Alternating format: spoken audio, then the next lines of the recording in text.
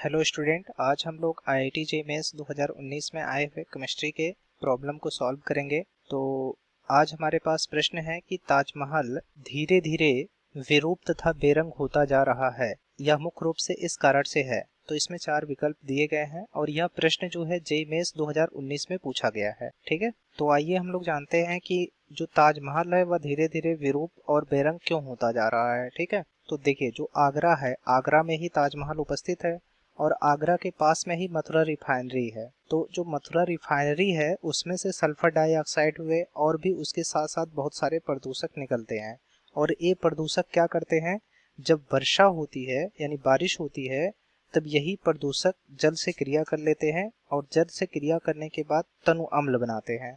और वही तनु अम्ल जब पत्थर या मार्बल पर पड़ते हैं तो धीरे धीरे उनको क्षय करने लगते हैं। ठीक है, तो देखिए, आगरा के ताजमहल के पीलेपन, विरूप तथा बेरंग व कालेपन का कारण सल्फर डाइऑक्साइड और दूसरे प्रदूषक हैं, जो कि हम पहले ही बता चुके हैं कि जो मथुरा रिफाइनरी है उसमें से सल्फर डाइऑक्साइड और दूसरे प्रदूषक निकलते रहते हैं। ये नम वातावरण या वर्षा होने पर जल अर्थात H2O से क्रिया करके तनु अम्ल में परिवर्तित हो जाते हैं। तो यही जो सल्फर डाइऑक्साइड हुआ या फिर दूसरे प्रदूषक हुए, यही क्या करते हैं, जब बारिश होती है तो जल से क्रिया कर लेते हैं और जल से क्रिया करने के बाद तनु अम्ल का निर्माण करते हैं। किसका निर्माण करते हैं? तनु अम्ल का निर्माण करते हैं।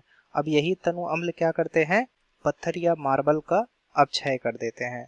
अपक्षय मतलब उसको संक्षारित करना स्टार्ट कर देते हैं। ठीक है, और ऐसी वर्षा को हम लोग अम्लीय वर्षा कहते हैं।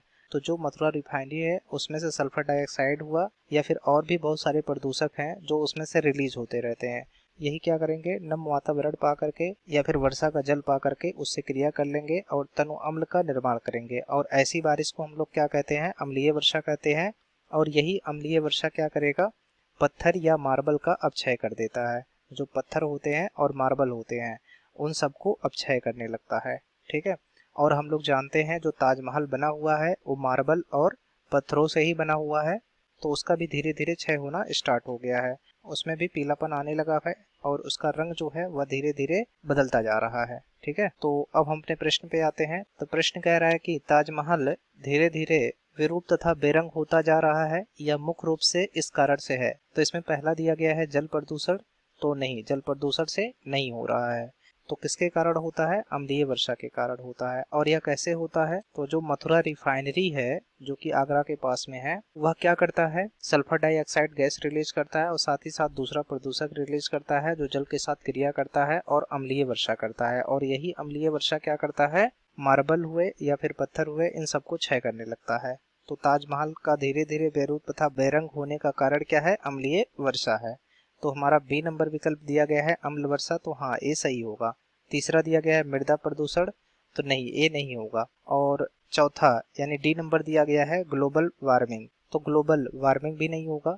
तो ए नंबर जो विकल्प होगा वह नहीं होगा। बी नंबर जो विकल्प होगा अम्ल वर्षा, यही सही होगा। ठीक है, तो ताजमहल धीरे धीरे बेरूप तथा बेरंग होता जा रहा है, इसका कारण क्या है, अम्ल वर्षा है। तो बी नंबर विकल्प ही हमारा सही होगा। तो आई होप आपको ये प्रॉब्लम समझ में आ गया होगा। तो अगर आप इस चैनल पे नए हैं तो चैनल को सब्सक्राइब कर लीजिए, जिससे आने वाले ऐसे बहुत से वीडियो लेक्चर का नोटिफिकेशन आपको मिलता रहे। धन्यवाद।